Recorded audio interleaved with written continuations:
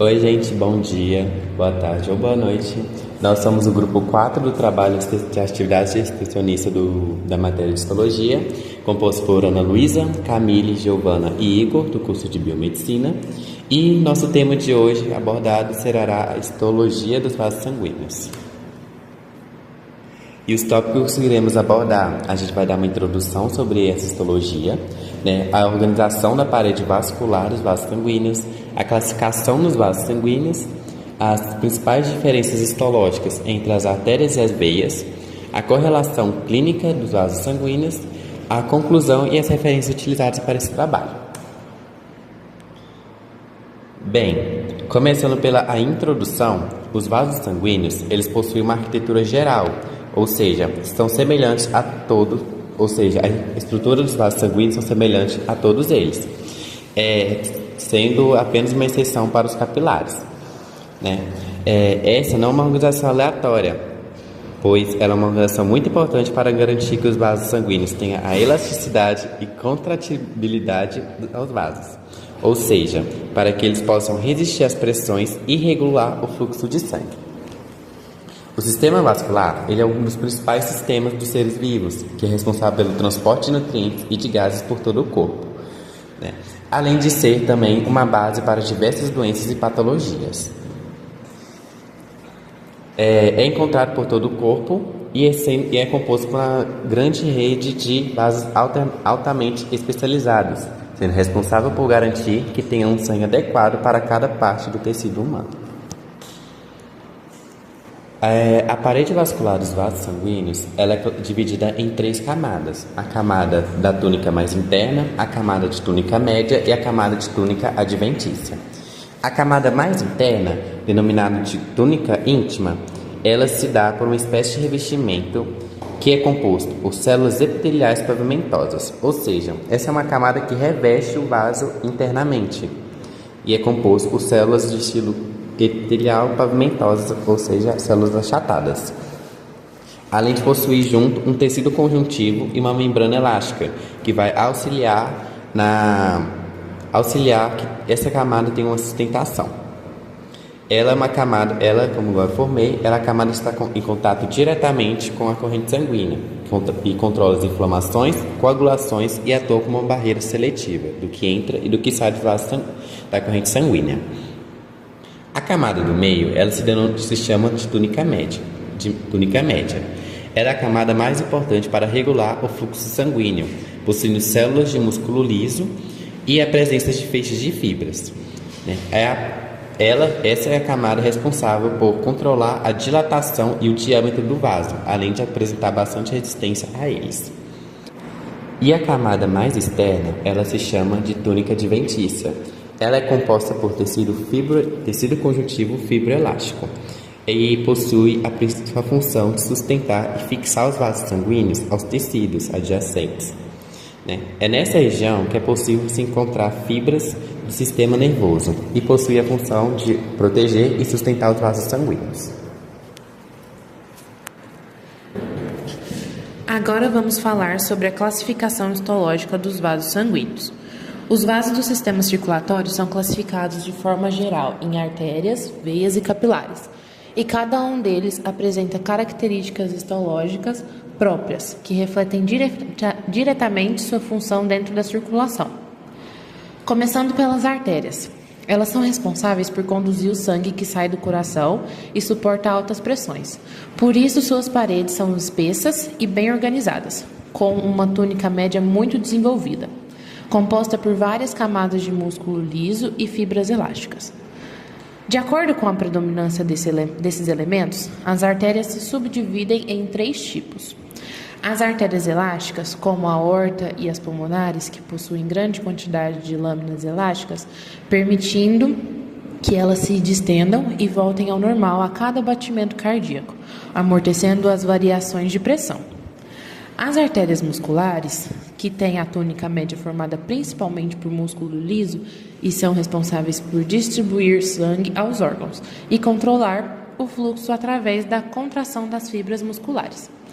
E, por fim, as arteríolas, que são os menores ramos arteriais com apenas uma ou duas camadas de músculo liso, desempenhando esse papel essencial no controle da resistência vascular e, consequentemente, na regulação da pressão arterial.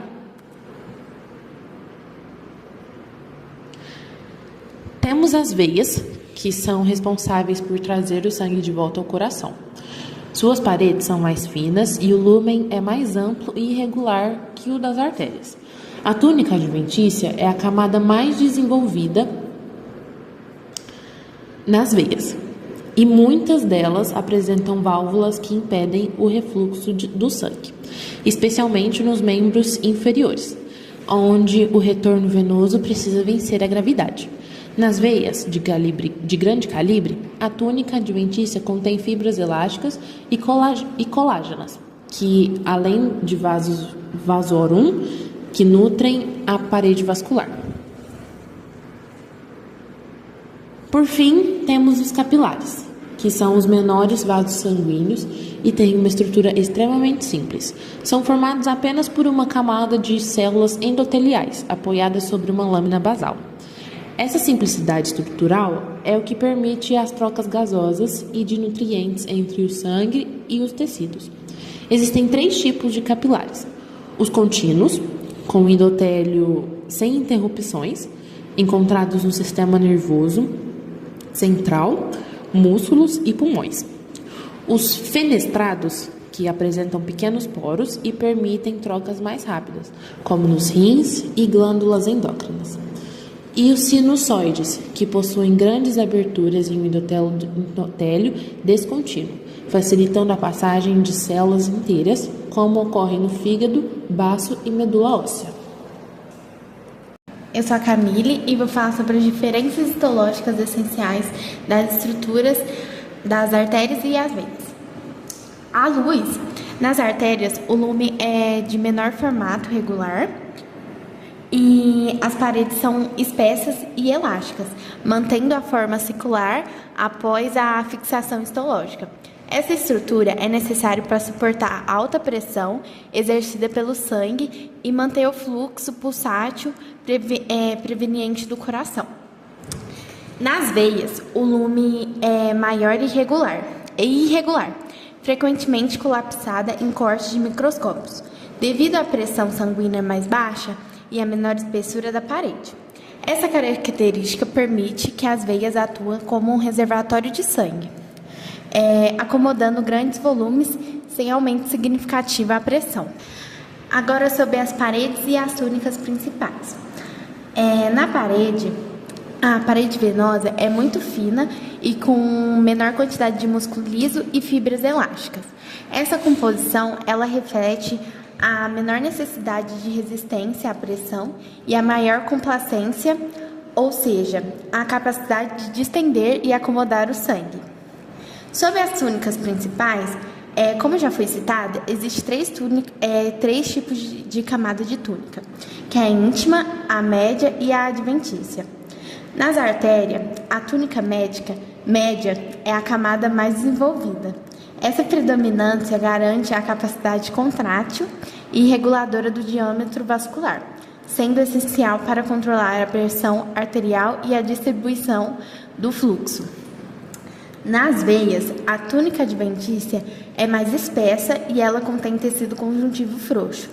E nas veias maiores, a faixa de músculo liso longitudinal que ajuda no retorno do sangue ao coração, especialmente em regiões sujeitas à gravidade, como os membros inferiores.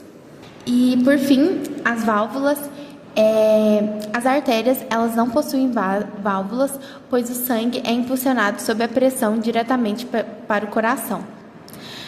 As veias, ao contrário, frequentemente apresentam válvulas venosas, especialmente nas extremidades inferiores. E elas são pregas túnicas íntimas, revestidas por endotélio e têm a função de impedir o refluxo sanguíneo, garantindo que o sangue flua apenas em direção ao coração. A contração do músculo esquelético adjacente complementa esse mecanismo, que é a bomba muscular. Oi, gente, eu sou a Giovanni e eu vou falar sobre a correlação clínica entre a histologia vascular e algumas patologias que acometem o sistema circulatório. Começando pela aterosclerose, ela ocorre pelo acúmulo de lipídios na túnica íntima das artérias, formando as chamadas placas ateromatosas. Com o tempo, isso reduz o fluxo sanguíneo e aumenta o risco de infarto, AVC e isquemia periférica. Histologicamente, a gente observa a deposição lipídica e proliferação de células musculares lisas, além de processo inflamatório crônico.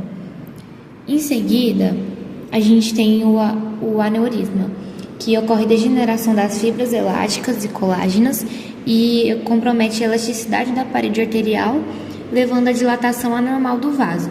Essa fragilidade aumenta o risco de ruptura e pode ser fatal. Nas varizes, o problema é o enfraquecimento da parede venosa e da falha valvar. Isso causa estagnação sanguínea, principalmente em membros inferiores, levando à dilatação venosa e insuficiência venosa crônica. E por fim, a hipertensão arterial. Nesse caso, ocorre a hipertrofia da túnica média das artérias, reduzindo o diâmetro do lúmen e aumentando a resistência vascular periférica. Esse processo contínuo causa lesão endotelial e pode evoluir para aterosclerose e nefrosclerose. Esses exemplos mostram como alterações microestruturais resultam em importantes alterações clínicas e funcionais. Concluindo, como vimos, a estrutura dos vasos sanguíneos está diretamente relacionada à sua função. Cada tipo de vaso se adapta de acordo com as demandas hemodinâmicas e metabólicas da região onde ele atua. As artérias precisam suportar maior pressão e têm túnica média mais espessa. As veias possuem válvulas para auxiliar o retorno venoso, e os capilares apresentam paredes extremamente delgadas para maximizar trocas gasosas e metabólicas. Ou seja, a organização histológica do sistema vascular garante que o sangue circule de forma contínua, eficiente e adequada aos tecidos. Quando essa estrutura é alterada, como nos casos de aterosclerose, hipertensão e insuficiência venosa, o funcionamento do sistema ele é comprometido e acaba gerando consequências clínicas importantes. Portanto, compreender a histologia vascular é essencial tanto para entender processos fisiológicos quanto para reconhecer e interpretar doenças cardiovasculares.